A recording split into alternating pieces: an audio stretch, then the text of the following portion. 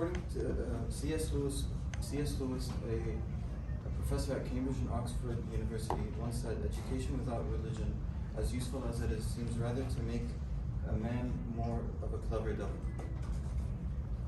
This quote is important because it highlights the extreme severity of incorporating religion into education. Hello, I'm Parker Lindsay. I'm Madison Hall. I'm Anne Obispo. And I'm Amar Abdul-Jawad. Religion is one of the most overarching components of our society today. It has many negatives, but a lot of benefits. Some of them include the inclusion of LGBTQ members, helping with mental health, and overall law as well. This led us to our research question: should the U.S. education curriculum include the study of major religions as a core component into school? We decided to say that yes, the U.S. education system would have a positive impact if major religions were included in the core curriculum. Our first topic is government, the foundation of our school system. The most famous provision in the First Amendment is called the Free Exercise Clause. So when it comes to religion, in this country, each person is free to practice based on their beliefs and beliefs.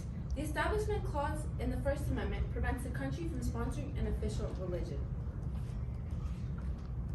A historical example is Zorak versus Clausen, and upheld by the Supreme Court in 1952. It ruled in favor that the release time program wasn't interfering in the First Amendment. The release time program was a course that was taught to students that had the consent of a legal parent or guardian to be excused from school to study more about their beliefs off campus.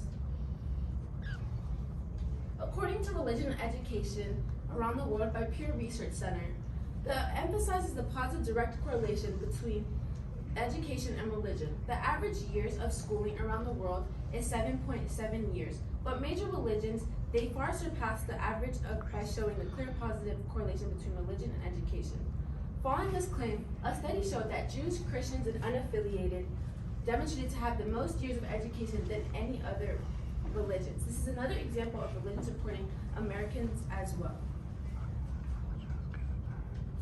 Thank you, Annabelle. This brings us to our second topic, the LGBT community, as it correlates to religion in public schools in America.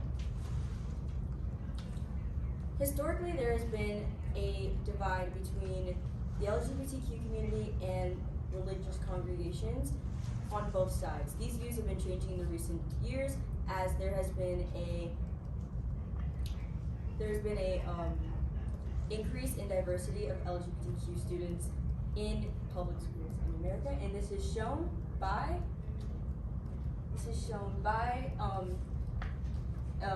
religious congregations accepting LGBTQ community by an 11% increase in the allowed amount of LGBTQ people to join as full-fledged members in a span of 6 years, as well as a 7% increase in leadership positions and volunteering in religious congregations.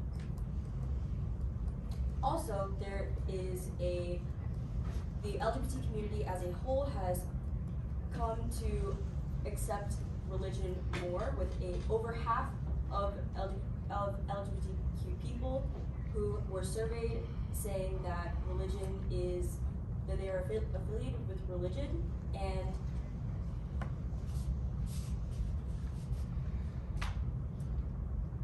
this is shown by this graph here by Pew Research Center. Even though 34% say that it is less important and 17% say that it is important, there is a significant amount that are saying they are affiliated with it. And this is important to our claim because it shows that the LGBTQ community and religious congregations are both accepting each other and will create a more positive environment in schools. It is also saying that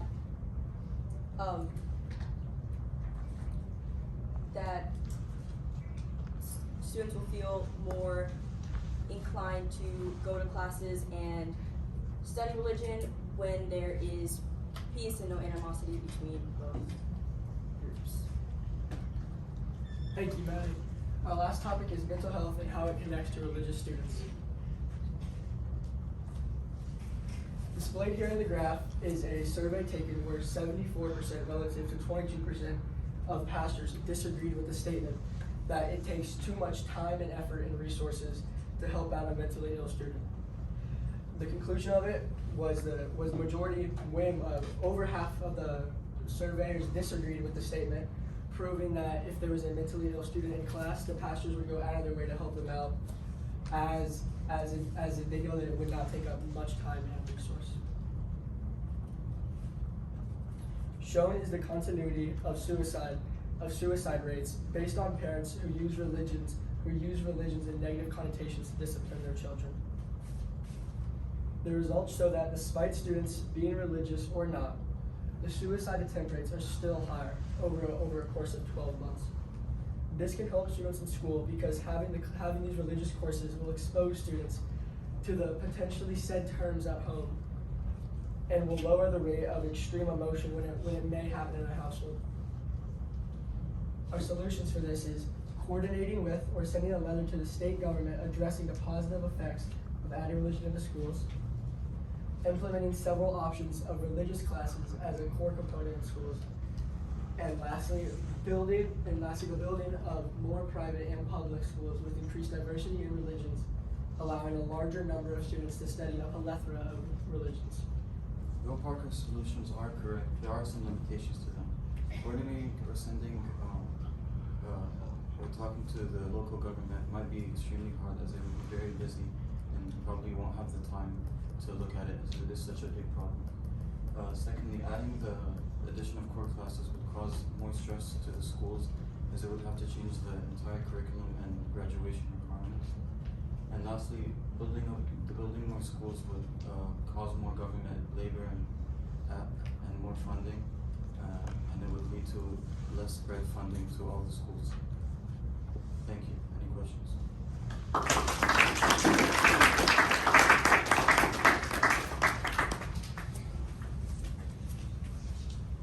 All right, that's good. Madison, we'll start with you. What's a way in which your team's resolution makes you think differently about your own individual work? The way that my team's resolutions made me think about mine is my individual, which mine was LGBTQ. It made me think that there is a lot more that goes into getting this to be brought about in public schools in real life, and that we would have to do a lot more research in order to actually legally and like there's a lot of logistics that go behind actually implementing this. Okay. Well, next up, if you had another team member, what perspective or limitations could they have reached that would have made a useful contribution to your project? If we had another team member, the fifth perspective we would use is teachers, because some teachers obviously wouldn't want to teach a religion they're not comfortable with. So if we looked into how the teachers would teach the class better, I think it would improve the students' engagement in the class. Okay. Next up, Parker. Describe an argument from one of your peers' individual reports that makes you think differently about your team's solution. An argument that I noticed in Annabelle's individual research report was going over the fact that a lot of governments have counter arguments relating towards adding religion into schools, and a lot of their information said was very logistical, and it gave a strong side to the opposition. But the evidence that we had found had came over through our perspectives in a more relating way to our solutions that we found. All right, and save the best for last. What's an example of a compelling argument from one of your peers' individual reports that you decided not to use in your presentation, and why? A compelling argument that we did not use in our presentation was Parker's, which was about grades, and it didn't really have a lot of information regarding our topic because it was more so statistics. And if you look back at government, I had more of a better counter argument that could have supported or talked about grades and how it impacted students'